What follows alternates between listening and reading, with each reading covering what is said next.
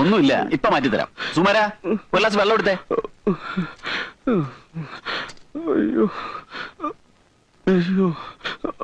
ഇത് കഴിച്ചോളൂ.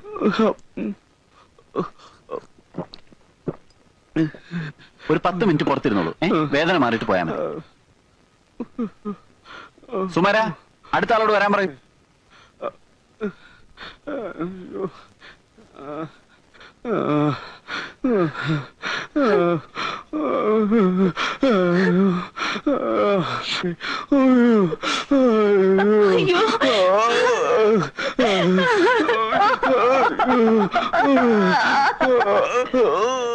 എന്താ എന്താ നിങ്ങളൊന്ന് ബഹളം വെക്കാതിരിക്കുക, ഞാനൊന്ന് നോക്കട്ടെ.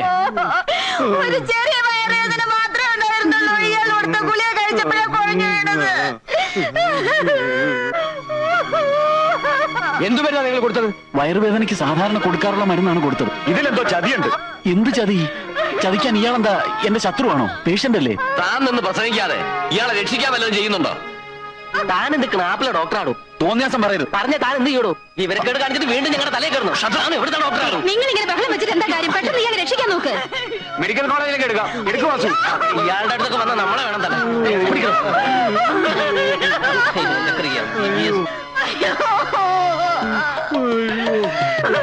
എന്താ നിക്കൂ എന്താ പറ്റിയേ? ഒന്നും പറയേണ്ട തിരുമേനി, വയറ്റുവേദനയ്ക്കുള്ള മരുന്ന് മാറ്റി കൊടുത്തിട്ട് ഇപ്പൊ ആള് തട്ടിപ്പോയെന്നാ തോന്നുന്നത്. ഓ, മെഡിക്കൽ കോളേജിലേക്ക് കൊണ്ടുപോവാ. ഈ സഹോദരരെ അവിവേകം കാണിക്കില്ലേ? മെഡിക്കൽ കോളേജിലേക്ക് എത്തുമ്പോഴേക്ക് ഇയാളുടെ അസംബ്ലി പൊളിയില്ലേ? സിദ്ധാശ്രമത്തിലേക്ക് കെട്ടിയെടുക്കൂ, ഗുരു ഉണ്ടല്ലോ അവിടെ. അങ്ങോട്ട് കൊണ്ടുപോവാ. ഈ യുക്തിവാദികളൊക്കെ ഉണ്ടല്ലോ തെരഞ്ഞു പിടിച്ച് തല്ലുകയാ വേണ്ടത്. ദൈവമില്ല, അമാനുഷികമായ ശക്തിയേ ഇല്ല എന്നൊക്കെയാണല്ലോ ഇവിടെ പ്രചരണം. ഇതുപോലെ മരിച്ചുപോയ ഒരാൾക്ക് വീണ്ടും ജീവൻ കൊടുക്കാൻ ഈ യുക്തിവാദികളെ കൊണ്ട് പറ്റുള്ളൂ? താനെന്തിനാ എന്റെ അടുത്ത് ചൂടാവുന്നേ? ഞാനെന്താ യുക്തിവാദിയാ? MBBS അത്ര MBBS എന്താ കാര്യം? അവന്റെ വൈദ്യശാസ്ത്രം തോറ്റെടുത്ത് സ്വാമി കുഞ്ഞികൃഷ്ണാനന്ദയുടെ ദൈവശക്തി വിജയിച്ചില്ലേ? ഇങ്ങനെ ഒരു സിദ്ധൻ ഇവിടെ ഉള്ളത് ഈ നാടിന്റെ ഭാഗ്യാന്ന് കരുതിയാണ്. ഇനിയിപ്പൊ സ്വാമിയുടെ അനുജൻ ഡോക്ടർ കൂട്ടി ഇവിടുന്ന് കെട്ടുകെട്ടേണ്ടി വരുന്ന തോന്നുന്നത്. അതുറപ്പാ. ഇന്ദു, നീ എന്താ ഈ പറയുന്നത്? എനിക്കൊരു പിഴവും പറ്റിയിട്ടില്ല. ഞാൻ അയാൾക്ക് കൊടുത്തത് വെറും ബെറാൽഗനാ. അത് കഴിച്ച് ആരും ബോധം കെട്ട് വീണ ചരിത്രവും ഇല്ല. പിന്നത് ഇങ്ങനെ സംഭവിച്ചു? എനിക്കെങ്ങനെ അറിയാം? ഈ പൊതുജനം കഴുത തന്നെയാ. ഒരു കൊലപാതകയെ നോക്കുന്ന പോലെയാണ് ആളുകൾ ഇപ്പൊ എന്നെ നോക്കുന്നത്. എനിക്ക് ഇഷ്ടമില്ലായിരുന്നു ഇവിടെ പ്രാക്ടീസ് തുടങ്ങാൻ. അച്ഛന്റെ ദുരഭിമാനത്തിന് വഴങ്ങിക്കൊടുത്തതാണ് അബദ്ധമായത്. ഈ വല്യേട്ടൻ എവിടുന്നോ ആരുടെയോ വരം കിട്ടിയെന്ന് പറയുന്നത് നേര് തന്നെയാണോ? നിനക്കെന്താ വട്ടുണ്ടോ? അങ്ങനെ വരം കിട്ടി ചികിത്സിക്കാമെങ്കിൽ ഈ ലോകത്തുള്ള മെഡിക്കൽ കോളേജുകളോ ആശുപത്രികളോ ഒക്കെ അടച്ചുപൂട്ടാലോ. തട്ടിപ്പാ, വെറും തട്ടിപ്പ്. ആ ബോധക്ഷയക്കാരൻ എനിക്ക് സംശയമുണ്ട്. ചിലപ്പോ ഇതൊരു ഒത്തുകളിയാവും. അയാളെ മാത്രമല്ലല്ലോ, ദിവസേന എത്ര പേരെയാ വല്യേട്ടൻ ചികിത്സിക്കുന്നത്? അങ്ങനെ മുഴുവനും ഒത്തുകളിക്കാൻ പറ്റുമോ? എന്തോ എനിക്കൊരു എത്തും പിടിയും കിട്ടുന്നില്ല. ഞാനിനി എന്ത് ചെയ്യുന്ന? ഉണ്ണിയേട്ടൻ മനസ്സ് വിഷമിപ്പിക്കാതെ. കുറച്ചു ദിവസം കഴിയുമ്പോ എല്ലാം നേരെയാവും. വെളുക്കുമ്പോ തൊട്ട് അച്ഛൻ ഇപ്പൊ വല്യേട്ടന്റെ ആശ്രമത്തിലോട്ട് നോക്കി ഒരേ ഇരിപ്പാ. ഇനിയിപ്പോ അത് തന്നെയാവോ ഏട്ടന്റെ ഉദ്ദേശം? എന്ത്? അല്ല, അമ്മാവന്റെ ശ്രദ്ധ ക്ഷണിക്കുക. അല്ലെങ്കിൽ പിന്നെ നിന്റെ വീടിന്റെ മുമ്പിൽ തന്നെ കൊണ്ടുവന്ന് ആശ്രമം പണിയേണ്ട വല്ല കാര്യമുണ്ടോ? നിന്റെ അച്ഛൻ കൂറുമാറുവോ? അച്ഛൻ മാത്രം കൂറുമാറിയിട്ട് എന്ത് ചെയ്യാൻ? അല്ലേലും വല്യേട്ടൻ അങ്ങനെയുള്ള ഒരു ചിന്തയുണ്ടെന്ന് തോന്നുന്നില്ല. എന്നെ കണ്ടിട്ടൊന്ന് ചിരിക്കാവട്ടെ, ഒന്ന് മിണ്ടാവട്ടെ, ഒന്നും ഉണ്ടായില്ല. തനി ഒരു സന്യാസിയുടെ മട്ട് തന്നെ. അതാ വരുന്നു. ഉണ്ണിയേട്ടൻ പൊയ്ക്കോ, ഞാൻ കുറച്ചു കഴിഞ്ഞ് വീട്ടിൽ വരാം.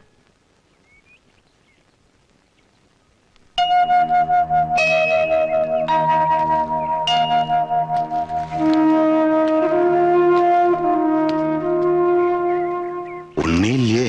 ഉണ്ട് സർ. ഉറങ്ങുക. വിളിക്കണോ? വേണ്ട, ആരും വരാണ്ടായി. ഒരു മുறை വന്നൊരു പാതായ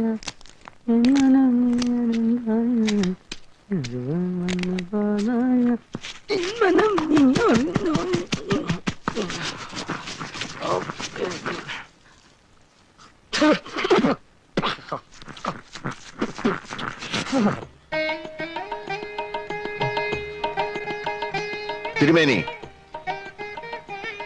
ഈ സാധു പ്രാണിക്ക് തീ പൊള്ളുന്ന പനിയാണ്. നമ്മുടെ ക്രോസിനാദി വടകം റെഡിയായോ? ക്രോസിനാദി വടകം റെഡി ആയിക്കൊണ്ടിരിക്കണു. 6 നേരം വിഴുങ്ങാനുള്ളത് എടുത്തു കൊടുത്തോളൂ. അടിയൻ. 2 നേരം കഴിച്ചാൽ തന്നെ പനി മാറും. എന്നാലും മരുന്ന് നിർത്തണ്ട. ഈ ക്രോസിനാദി വടകം എന്ന് പറയുന്നത് 17 പച്ചമരുന്നുകളുടെ ഒരു അപൂർവ സംഗമ. ഒരു കാര്യം മറക്കണ്ട, പരമാനന്ദ ഗുരുവിനെ മനസ്സിൽ ധ്യാനിച്ച് വേണം സേവിക്കാൻ. എഴുന്നേറ്റോളൂ. അടുത്ത ആള് വരൂ.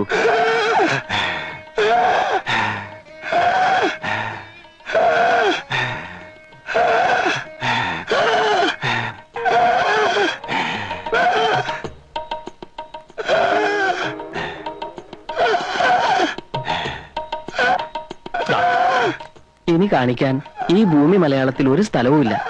ഓരോ മരുന്ന് കഴിക്കും തോറും വലിവ് കൂടാന്നല്ലാതെ കുറയണില്ല. കുറയില്ല. മുജ്ജന്മ ബാബ, ഇപ്പോഴെങ്കിലും ഇവിടെ എത്തിയത് ഭാഗ്യായി. ഞാൻ ഏറ്റു.